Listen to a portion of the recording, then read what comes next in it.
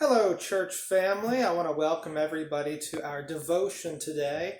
Right now, it's still April 1st, so I was in a little bit of a foolish mood today, and I convinced the entire staff that today is Bucky Smith's birthday. And so today we're going to make him a cake because I realized that a lot of people during this social distancing are missing out on a lot of milestones, it feels like.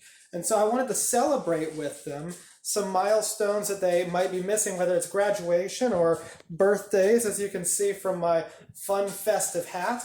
And so we are going together to make a cake. And so we are going to make a devil's food chocolate cake with a buttercream frosting. So we're excited and we're going to have some fun.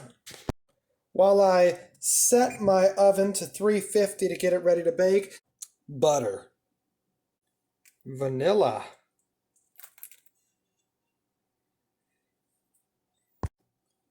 sugar. Now we're going to get to beating at medium speed.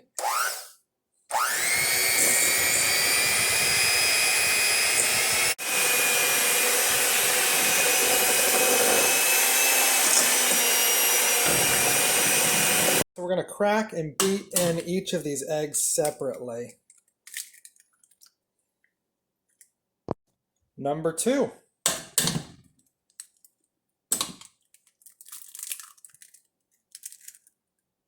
Once it's all together, it should start looking like this delicious gooiness. Now we're going to mix together some dry ingredients. We're going to put together 2 1/4 cups of our cake flour, 2 teaspoons of baking soda, and 2 cups of unsweetened cocoa. Then if you're anything like me, you're going to forget to put in your salt, and you're going to add that and you're going to mix it a little bit more. Now we have our dry mixture, we have that creamed mixture, and we also have our buttermilk. So what we're going to do, we're going to add a little bit of this, and we're going to add a little bit of our buttermilk, and then we're going to start mixing again. When it's all done getting blended together, you're going to have something that looks like this, almost like a real thick brownie batter. So I'm excited for what this cake's going to taste like. While our cake's in, we're going to start on our frosting. To do that, we are going to beat together 1 1/4 cups of butter, and we are also going to have vanilla, 2 teaspoons of vanilla extract, 8 to 9 tablespoons of milk, and that's going to go in slowly, and then 7 1/2 cups of powdered sugar, which really is about this entire bag right here. About almost 32 ounces is what's in 7 1/2 cups of powdered sugar. We're going to start by blending together the butter and our vanilla together, and then we are going to add the sugar, and slowly we'll add milk, and after that we should have a delicious buttercream icing. Here we go.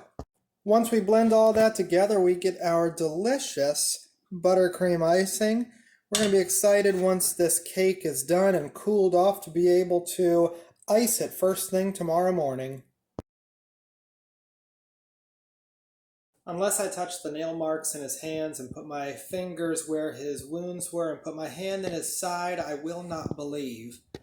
You see, what happens in this story is all the disciples except Thomas are sitting around with each other after Mary Magdalene has come to them and said Jesus has risen from the dead, and none of them believed her. And suddenly Jesus shows up in their midst.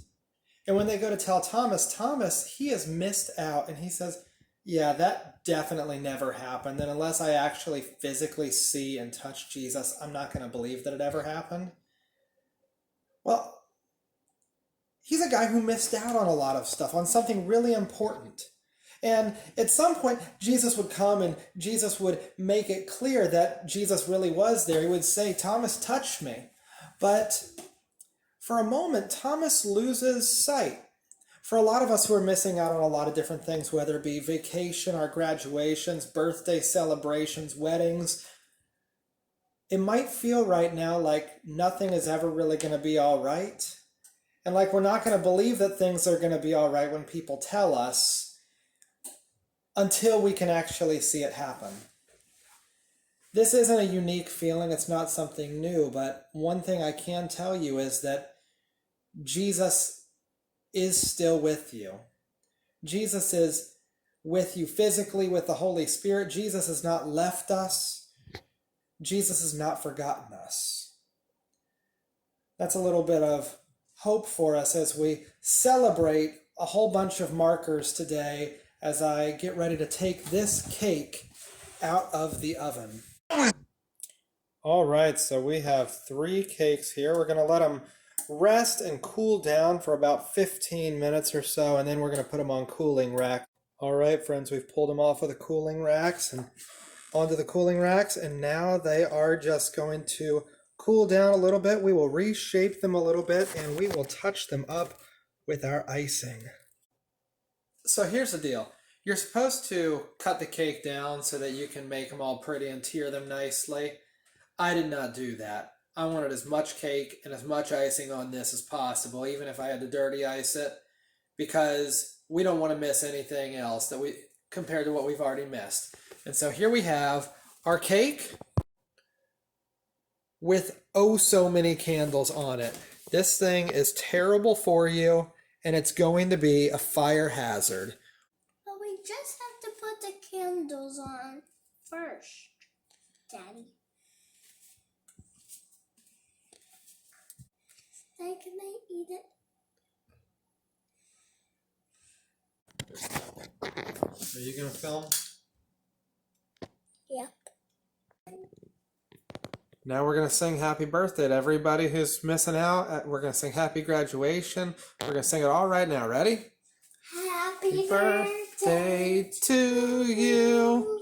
Happy birthday to you. Happy birthday, God bless you. Happy birthday to you.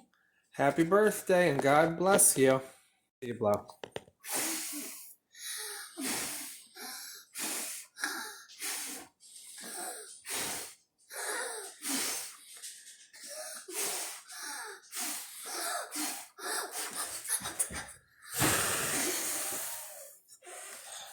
All right, talk about coronavirus on that cake.